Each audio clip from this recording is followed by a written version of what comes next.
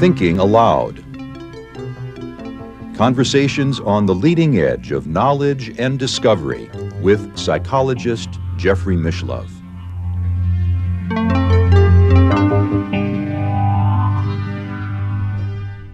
Hello and welcome. I'm Jeffrey Mishlove.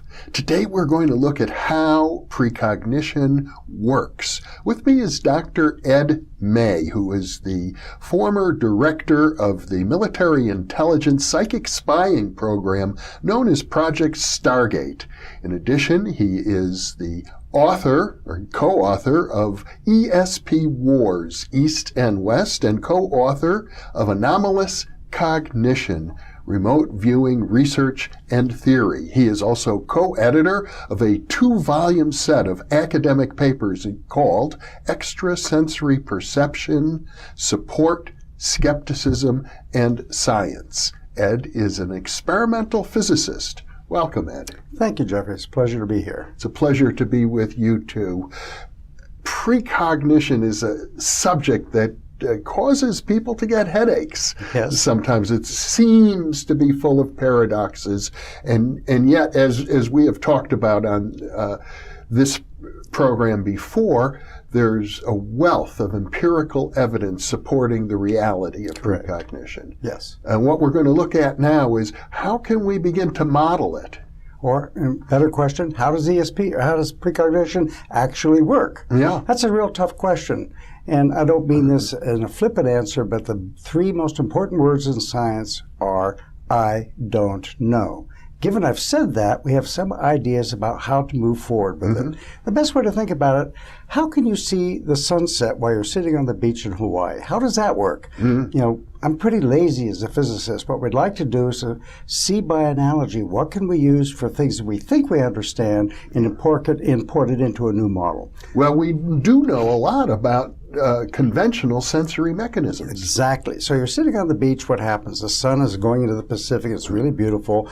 And what is the sun doing? It's signaling to you. And how does it do that? It sends photons to you. It takes about 8 minutes for them to travel from the sun to here. Yeah. It hits your retina. The retina has a fiber nerve, the optic nerve, that goes all the way to the back of your head. And even then, at that moment, a tenth of a second later, you don't know you've seen anything. But a quarter of a second later, voila, you see the sunset.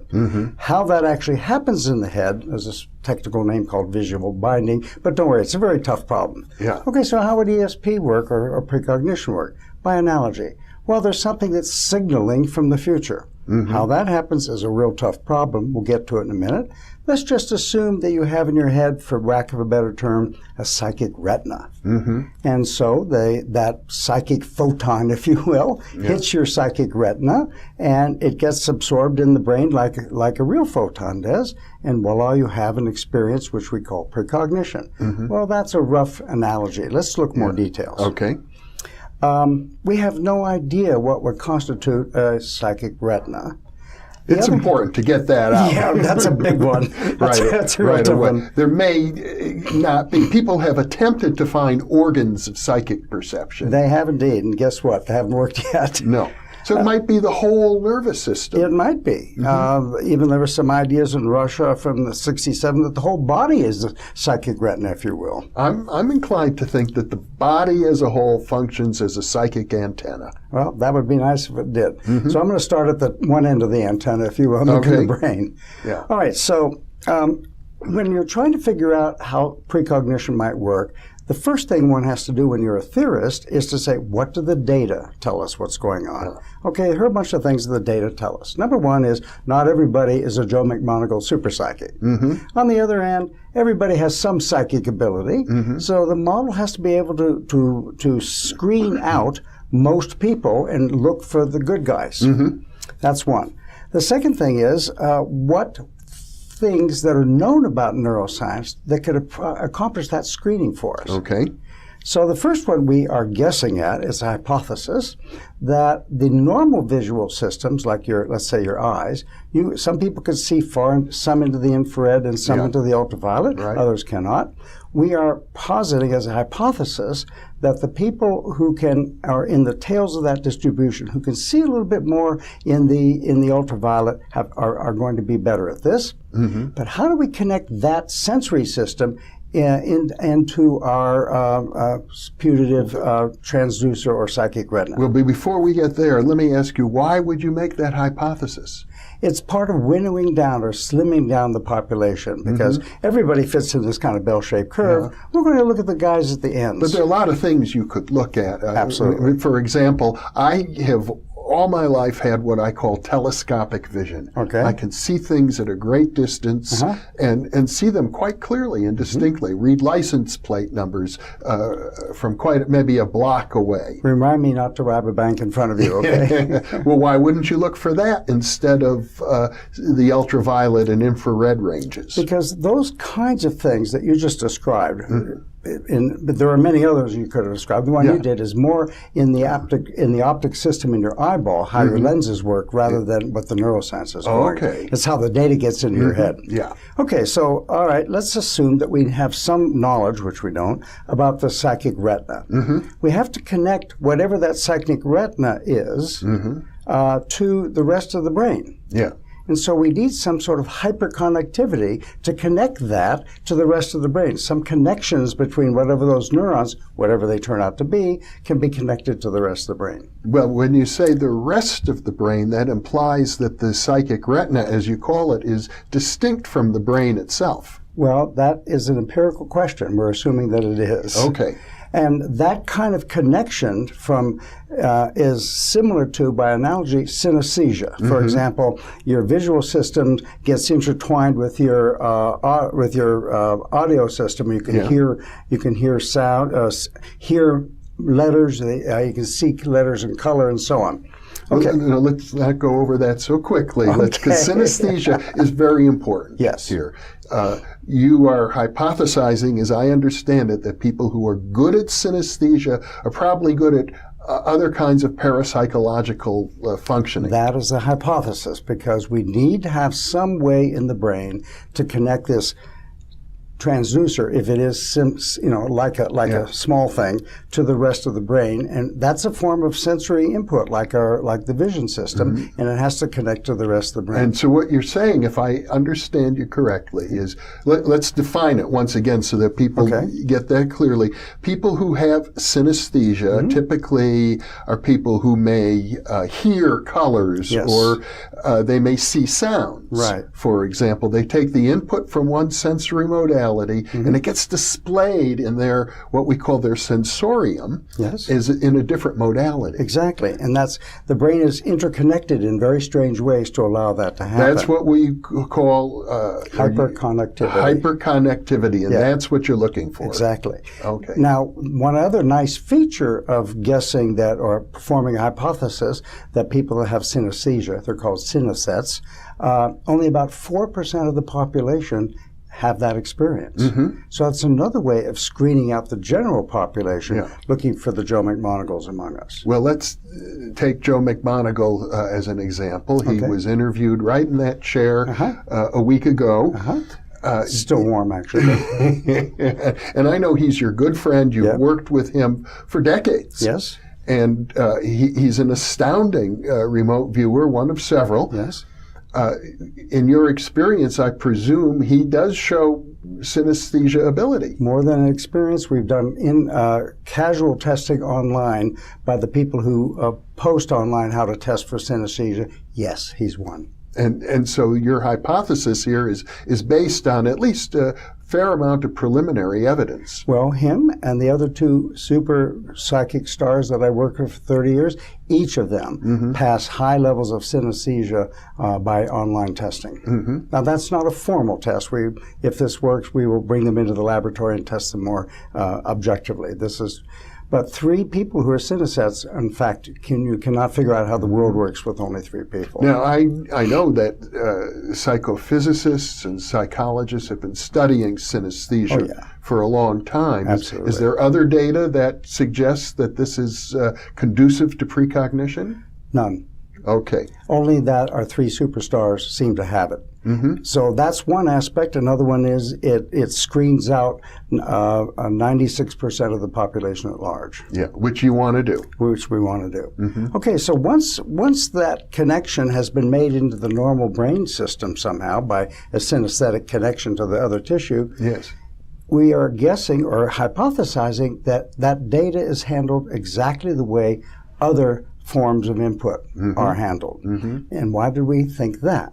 Because people have been looking in parapsychology, as you know, for psychological correlates. And they've been looking for brain correlates to ESP. Yes. And while they find some here and they find some there, they go away and they come back again, there have been no stable correlations between the psychology and central nervous system data. Which, as we discussed in a previous interview, that would be comparable to a lot of other neurophysiological, psychophysiological data. It shifts around. Exactly. So what that means is, if that's true, searching in the brain for signatures of who's psychic and who isn't is almost doomed to failure at the outset unless you can have neurophysiological evidence of a transducer or a psychic retina. Because the rest of it will look like normal processing. And how do you separate normal processing from psychic processing? It's the same neural tissue doing the same stuff it does, leading it to a cognition that you have. Oh, I know what happened. The coin they're flipping in downtown Las Vegas tomorrow is going to land heads. And the brain itself seems to have a wonderful and amazing ability to learn to decode any kind of sensory input information that's coming in from any modality. Well, it is a remarkable thing we have between our ears that evolution handed us. Yeah. You bet. Now, one of the attractive parts of this model is really twofold. One is, if we're going to have some precognition of a coin flipping tomorrow in downtown Las Vegas, and we have to now know how it's going to land today, how that information gets from there then to here now is only a physics problem. It doesn't depend upon me. It doesn't matter whether I've fought with my spouse or I'm hungry. It doesn't depend upon any aspects of being human. It's only a physics problem. It's something related to information theory, to communication theory. There needs to be, I suppose, probably a carrier wave of some sort or another. Or it could be cosmology kinds of issues that come into play. But the key feature is serious physicists who don't have to worry about what is going on in somebody's head, don't have to worry about what's going on. They don't have to think about the parapsychological implications. Physicists are already very concerned about the possibilities of retrocausality. Yes. So that's nice. They don't have to worry about what's going on between our ears. Yeah. So the other side of that equation is the neuroscientist, once the information's in the head, which is a big problem because of the psychic retina, but let's just assume it's in there. Only neuroscientists have to think about that. They don't have to worry about how the information got into the head. Yeah. And so that makes allows scientists in these domains to work desperately detailed to figure out what's going on in their own domains, and hopefully they can meet the middle and understand how the transducer works. So that's one very important aspect of the model. A second one is that, unlike some of the other models available in parapsychology, it is a signal-based model, that somehow the future is signaling the present. How that happens is a very tough problem to solve, but we assume that that's the case. And what that means is the philosophers that we've been working with say that it does not violate causality. Causality means if I have a pen in my hand and the pen will not drop unless until I open my hands. And most scientists think that precognition somehow violates that really fundamental principle, which it doesn't. Well, I know a little bit about causality, not a lot, and the little that I know is that it's extraordinarily complex. There are many, many different kinds of causality, and one kind is called teleology, that Yes. is events being caused by a purpose, by a goal, by some idea of what will happen in the future. Right. And that itself is a conundrum. Physicists or scientists in general try to rule out teleology. They do indeed. Well, there's a common thread in parapsychological research called non-locality. Yes. And that's a very attractive thing, and it is brought to bear in understanding how this works. ESP is a non-local functioning. We disagree with that and say why? Is because all the known sensory systems are all local. Yeah. You do not have an experience of a sunset until the photons hit your eyes from the beach. And we are proposing that those psychic photons, if you will, come across backward in time and are sitting right here, and they get into your psychic retina, whatever that turns out to be, and then you have an experience. So I like the parallel. I'm lazy. If I don't have to invent anything new, this is a good way to start. It might be wrong, in which case we rethink the whole problem. Well, I suppose it's fair for our viewers to understand that the way you, as a scientist, are approaching these issues is to try and stick as closely as possible to conventional scientific modalities, to materialism, to physicalism, to what we know about the nervous system, and start from there rather than, as others might be inclined to do, start from metaphysical hypotheses that are more on the fringes of the scientific culture. Well, it's probably a meme in the literature or an idea that is widely thought of that this stuff is impossible. It would violate all of physics. We'd have to rewrite stuff. When we're looking in our physics domain as potential arguments of how that might work, we are taking the information from mainstream physics journals. We have not invented anything new. It might not be right, but we don't have to yet invent something new in the physics domain. And so as far as you're concerned, extrasensory perception, even precognition, is bound to be consistent with mainstream physics. Yes, I think just physics, physiology, and psychology eventually will help us understand how it all works. So, in a sense, parapsychology, if it's successful, will put itself out of business. I hope so, because we parapsychologists are struggling for money, and we're jacks of all trades and masters of none. We need to have some really experts, physics people and neuroscientists, to help us along this path. Now, the notion of a psychic retina for precognition is an intriguing one, because if information is coming to us, originating in either an actual or a probable future, somehow it has to be registered. Yes. And at some point there has to be, I guess, an interface between that information and our nervous system. That's a good way to think about it. Look, if we didn't have an interface into our nervous system, we wouldn't have that experience to begin with. We wouldn't be sitting here talking about it. So almost by observation, what are called self-evident observation, there must be an interface somewhere. If you are assuming the information is coming here. If you like non-local, maybe you don't need an interface. So that's an attractive idea of the non-local hypothesis. I'm happy to adopt that when the local hypothesis fails. But the interface could be anywhere in the body. It might be, but we're going to start in the brain and have a look. Okay. Because that interface for all the other sensory things are, for the most part, in fact, I think exclusively in the brain. Now, there are things that we know about the way the brain processes a lot of other sensory data. And as I understand it, one of the main things that the brain does is it filters out information that we would, our conscious mind would be overloaded if we were to hear every sound and to see every shape and color that passes in front of our visual field. Well, it's even worse than that. If you and I go to a crowded, noisy restaurant, we sort of filter out all the background hum and can have a nice conversation.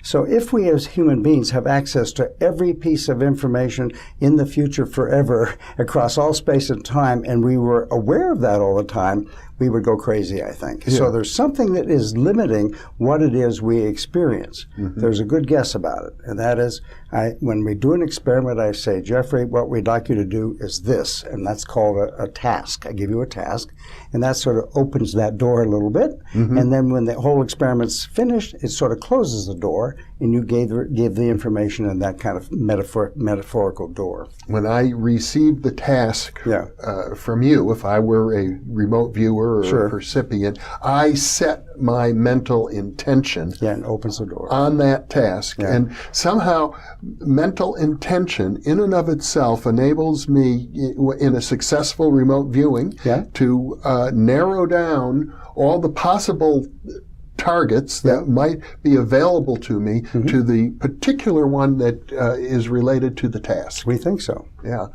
And how do you think that process works? Well, it's more complicated in a sense because you have two pictures, one of which is the real answer and the other one is the control. You, in principle, have access to both of those. And that's still a mystery. I don't know how to account for that in this model as we move forward. Okay. We're only looking, we're lazy. We say there's only one thing in the future, and that's propagating backward in time, and we as humans have access. I'd like to understand that process.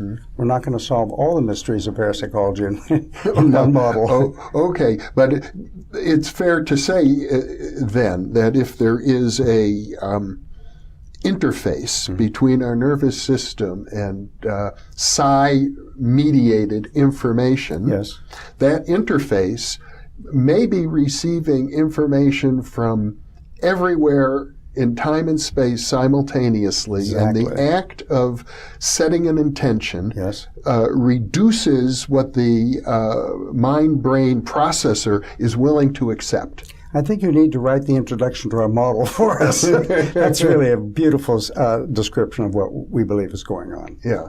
Well, that right there is a great, it's both a mystery and a wondrous thing that the brain can do that. Well, I like the term, and I'm surprised I never thought of it either, as an interface. I'm a computer guy. I should know something about interfaces rather than a transducer. That is a lovely term, and if you don't mind, I'll steal it from you and not give you any credit whatsoever.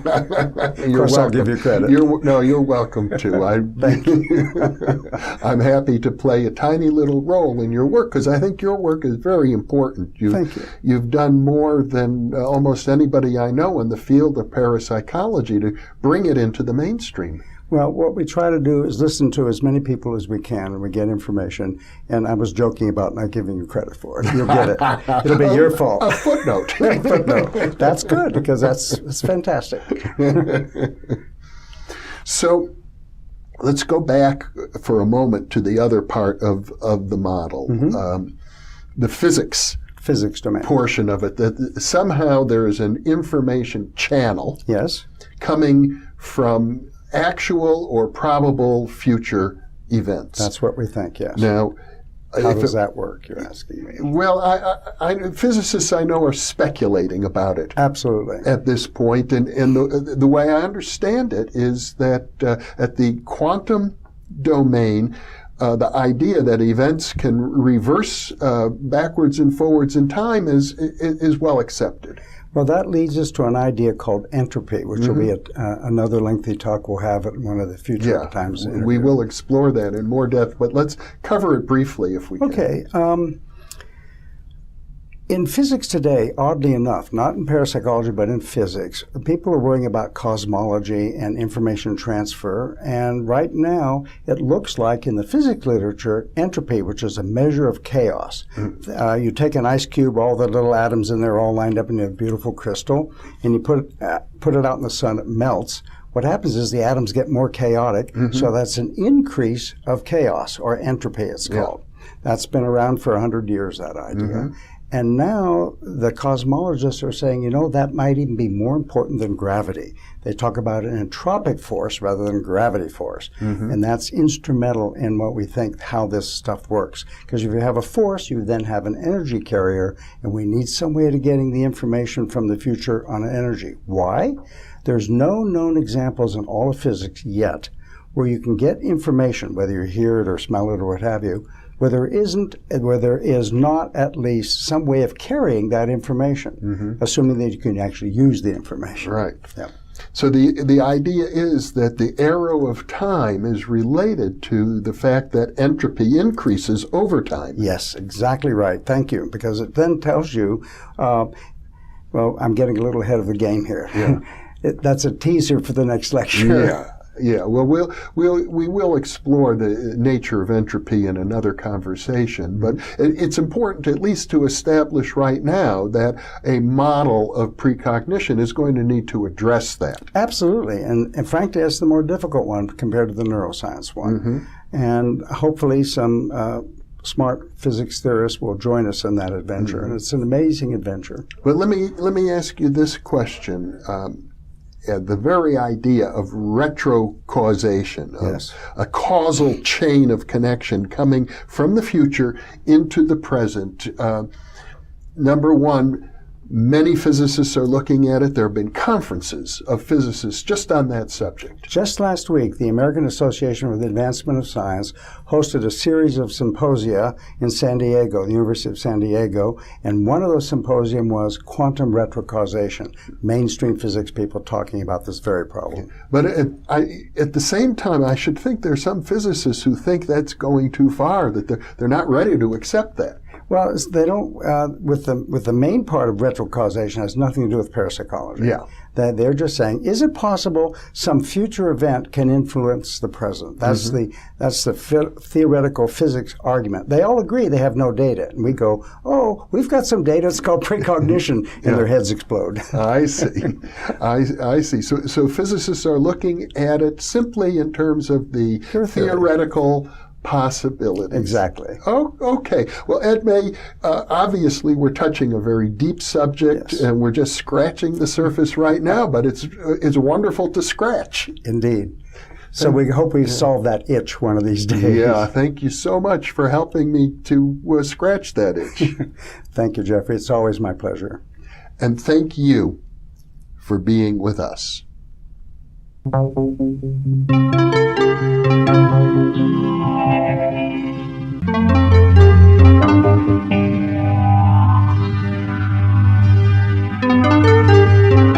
you.